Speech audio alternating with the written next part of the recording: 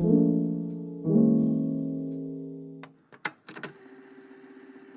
everyone, thanks so much for being here. My name is Kat and I make houseplant videos here on Good and Planty. If you just so happen to absolutely love this video, please consider liking it, commenting, subscribing, or follow me on Instagram.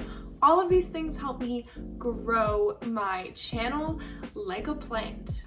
Okay, so for those of you who don't know, I currently live in Philly and I live in an apartment that I am renting with 3 other people, a dog, and over 70 houseplants. I absolutely recognize that I do have more space than a lot of other renters, but I don't have a lot of other benefits to large homes such as a patio, a garage, central, big windows. So I'm going to share 5 ways that I've made apartment gardening work for me, and hopefully they will help you as well. Tip number 1 is kind of simple, but I'm just gonna tell you to get bins. Get 3 bins specifically. You are going to need 1 fairly large supply bin where you can keep and consolidate all of your plant supplies. And that will include everything from fertilizer to pest control to nursery pots to decorative pots. Literally everything you need to have plants. The second bin that I recommend you get is a soil bin, and you can kind of figure out if you want that to be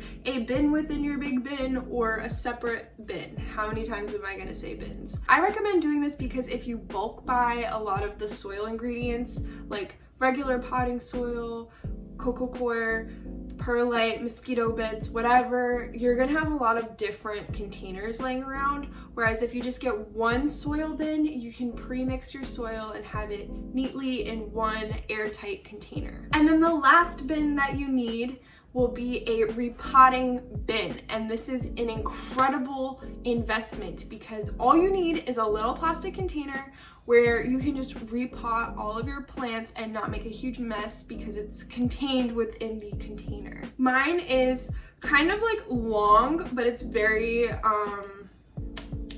short. So it just slides right under my bed, and I have the lid so that nothing weird can get in there like bugs. You can also get a repotting mat if you don't want to get this 3rd bin. A repotting mat could be nice because it'll allow you to not have an additional bin if you're tight on space. So that is the bin spiel. I'm very big into bins. I think it has saved me a lot of space and it makes me feel very, very organized when I have a lot of plant stuff. Okay, so tip number 2 is going to be to not be afraid to rearrange everything.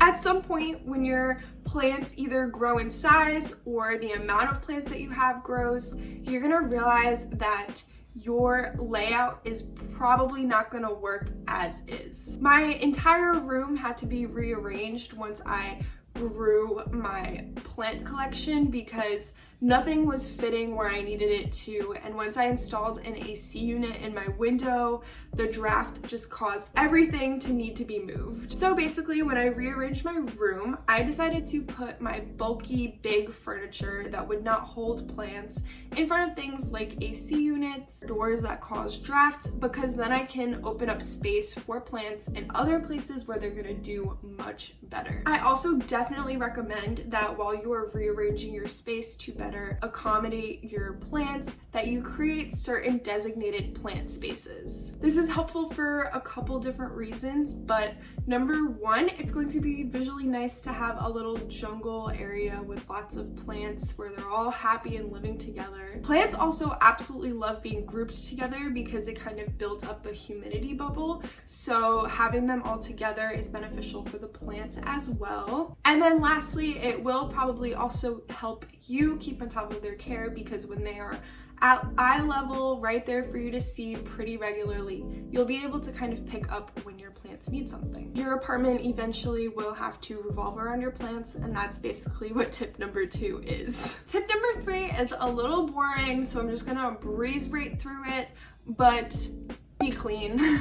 You have to keep your space clean, otherwise you're gonna increase your chance for bugs, for filth, and for just feeling overwhelmed. Definitely recommend just trying to keep your area as clean as possible if you are having a large amount of plants within your tiny apartment, because dirt will get everywhere before you know it. It really helps to have maybe a weekly or a monthly cleaning routine to help keep that under control. Tip number 4 is for lighting. So living in an apartment, I definitely have very limited window space. I'm lucky where a lot of my windows have a pretty open view, but a lot of apartment windows are shaded by either big trees or other neighboring buildings. It is kind of hard to have optimal lighting within apartment living. I recommend really taking advantage of any window that you have. If you have a windowsill, layer plants on the windowsill and then get like a little runner table and put that next to the windowsill and kind of layer your plants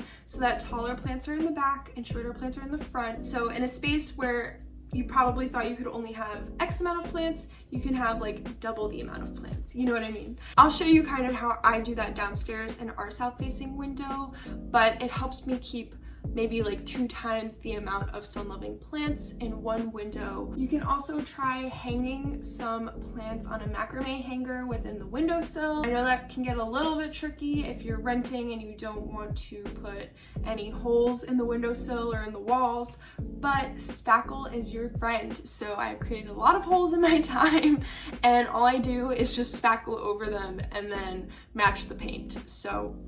And then if all else fails with lighting and you're truly just running out of natural light, I completely recommend getting grow lights. LED strip lights that you can just attach to the top of a shelf are literal lifesavers. You can also just get regular grow light bulbs. You can either switch out your regular light bulbs within your home with grow lights, or you can kind of create a setup like this. And the last tip is to buy flexible plants. This could be its own video, plants that kind of just do well wherever you stick them. But in general, if you are tight on space, you are gonna want plants that can kind of go with the flow. I really, really recommend that you buy plants for a space rather than buying a plant and then trying to find a space for it. For example, I have a low light loving shelf that could use another plant, and I am looking for a Bantal Sensation to put there because I know that it will do okay there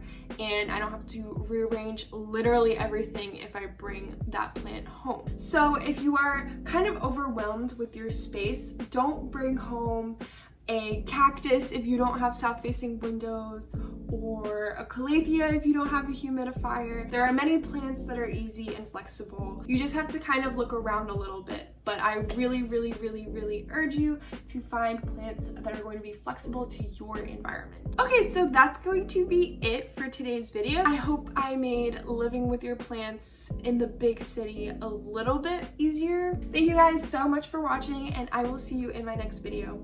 Bye!